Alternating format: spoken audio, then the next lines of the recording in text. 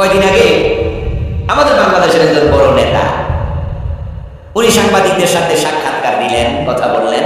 ওই সাংবাদিকদের সাথে কথা বলার সময় তিনি বললেন যে আমরা শরিয়া আইনে বিশ্বাস করি।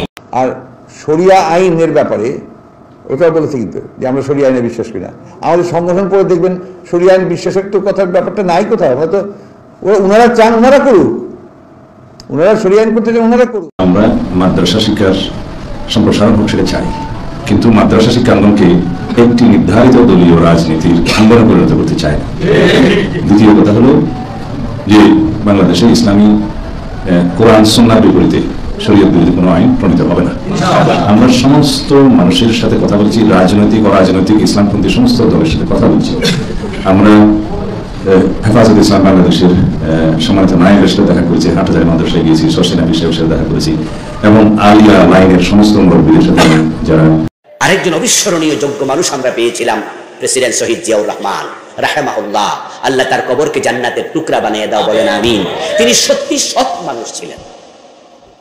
প্রেসিডেন্ট জিয়াউর রহমানের সততা নিয়ে আজ পর্যন্ত কেউ প্রশ্ন তোলে না, এবং সাধারণ মানুষের নেতা ছিলেন। তিনি একটা গেঞ্জি গায়ে দিয়ে, মাথায় একটা টুপি দিয়ে, তারপর তিনি খাল কাটার জন্য পাবলিকের বিভিন্ন এলাকায় চলে যেতেন, মানুষের সাথে মিশতেন।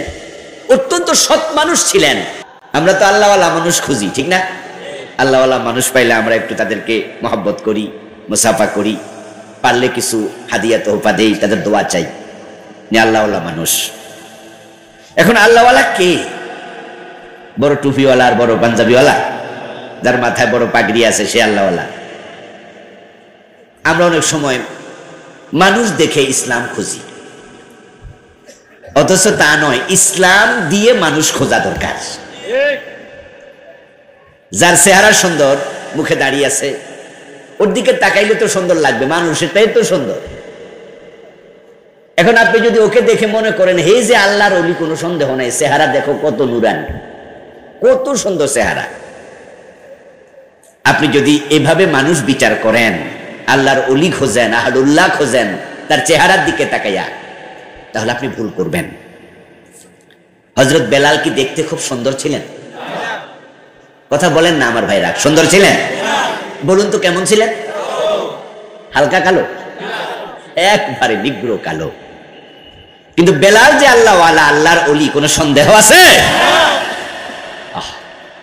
আর চেহারা সুন্দর হলে যদি ওলি হওয়া যেত, তাহলে সিনেমার নায়ক নায়িকা সব আল্লাহর বড় বড় ওলি থাকত। ওখানে তো সুন্দর মানুষই বেশি, কালো মানুষ তো কম। হযরত আলী রাদিয়াল্লাহু তাআলা আনহু বড় পণ্ডিত মানুষ ছিলেন। আলী রাদিয়াল্লাহু তাআলা আনহুর কাছে এক ব্যক্তি গেলেন, গিয়ে তিনি প্রশ্ন করলেন, ইয়া আলী কাইফা না'রিফু আলাল হক? কোরআনে আল্লাহ বলছেন কুনু মাস সাদিকিন, তোমরা সত্যবাদীদের সঙ্গী হও, ভালো মানুষের সঙ্গী হও, আহলে হক আহলুল্লাহদের সঙ্গী হও, তাদের সাথে চলো। আনতা মা'মান আহবাবতা, নবীজি বলেছেন যাকে তুমি ভালোবাসো, যার সাথে তুমি চলো, তার সাথে তোমার হাসর হবে। তা আমি তো আহলুল্লাহ চিনতে চাই, আল্লাহওয়ালা মানুষ চিনতে চাই। কাইফা না'রিফু আহলাল হক, আহলে হক চিনব কিভাবে? আলী, আল্লাহ যে বলছে ভালো মানুষের সাথে চলো, তো ভালো মানুষ চিনব কেমনে? হযরত আলী বলেন নাই যার দাড়ি লম্বা, যার মাথা টুপিটা বেশি সুন্দর, যার চেহারা নুরানি, এইটাই হলো আসল আল্লাহর ওলি। আলী, হযরত আলী এটা বলেন নাই। আলী তাকে বললেন ইরিফিল হাক্কা তারিফ আহলাহু, ও মিয়া, তুমি হকওয়ালা মানুষ খুঁজিও না, বরং তুমি হক অনুসন্ধান করো, হক খোঁজো। হক আছে যার কাছে, সে আহলে হক হয়ে যায়। হক মানে ইসলাম। হক মানে কি? আল ইসলাম হাক্কুন ওয়াল কুফরু বাতিল। ইসলাম হলো হক। যার জীবনের বটম থেকে টপ, যার রান্নাঘর থেকে সংসদ ভবন, যার সংসার থেকে সংবিধান, ব্যক্তি জীবন থেকে আন্তর্জাতিক বলয়, সে যেখানে থাকবে সে সেখানে ইসলাম খোঁজে। ইসলাম মানে ওই লোকটাই হচ্ছে হক ও আলা, সেই হচ্ছে হকপন্থী, সে ইসলাম ওয়ালা। তুমি তার সঙ্গী হও, তার সাথে হাসর হবে। আহলুল কুরআন হুম আহলুল্লাহ ওয়া খাসসাতুহু, নবীজি বলছেন যারা কোরআনওয়ালা মানুষ, তারাই হলো আল্লাহর পরিবারের সদস্য, তারাই আল্লাহওয়ালা। ওয়া খাসাতুহু, তারা হচ্ছে আল্লাহর বিশেষ মেহমান, বিশেষ পার্সন। তাহলে যারা কোরআনের সাথে লাগে তারা আল্লাহওয়ালা, যারা কোরআনওয়ালা তারা আল্লাহওয়ালা, যারা আল্লাহওয়ালা তারা জান্নাতওয়ালা। আল্লাহ তার কোনো প্রিয়জনকে জাহান্নাম দেবেন না। আমরা সবাই জান্নাতে যেতে চাই, তাহলে কোরআনের সাথে আমাদের ভালো করে সম্পর্ক রাখা দরকার আছে না নাই? যে সমস্ত বক্তা, আলেম, খতিব, পীর, বুজুর্গ কোরআন থেকে তারা বেছে বেছে শুধু মিঠা ওয়াজটা করে, তাদের কোনো দুশ্মন নাই, তাদের কোনো শত্রু নাই। কারণ মিঠা ওষুধ ফোলাপান সবাই খায়, বুড়ারাও খায়, কেউ গাল বাঁকা করে না। আচ্ছা, মিঠা ওষুধ খাইতে গিয়ে কোনোদিন চোখ লাগছেন এরকম করে? এটা মজাই লাগে। এই জন্য কোরআন থেকে যারা মিঠা ওয়াজ করে, কোরআনে কিন্তু মিঠা মিঠা অনেক ওয়াজ আছে, কিন্তু কোরআনের মাঝে যে তিতা ওয়াজ আছে, ওই তিতা ওয়াজ যারা করে সমাজে তাদেরই বিপদ হয়, তাদেরই মামলা আসামি হওয়া লাগে, তারাই জেলখানায় যাওয়া লাগে। মিঠা ওয়াজ করে যারা, তারা আরামে থাকে, গলা মোটা হয়, হালুয়া রুটির অভাব হয় না, পেট বড় হয়, তাদের গলায় ফুলের মালা। আর যারা তিতা ওয়াজ করে তাদের গলায় ফাঁসির রশি ঝুলে যায়। এখন যদি আপনি ভাবেন যে আমি কোরআন থেকে কিছু বলবো কিছু বলবো না, তাহলে আপনি এবার চুজ করুন, পছন্দ করুন কোনটা বলবেন, এটা আপনার ইচ্ছা।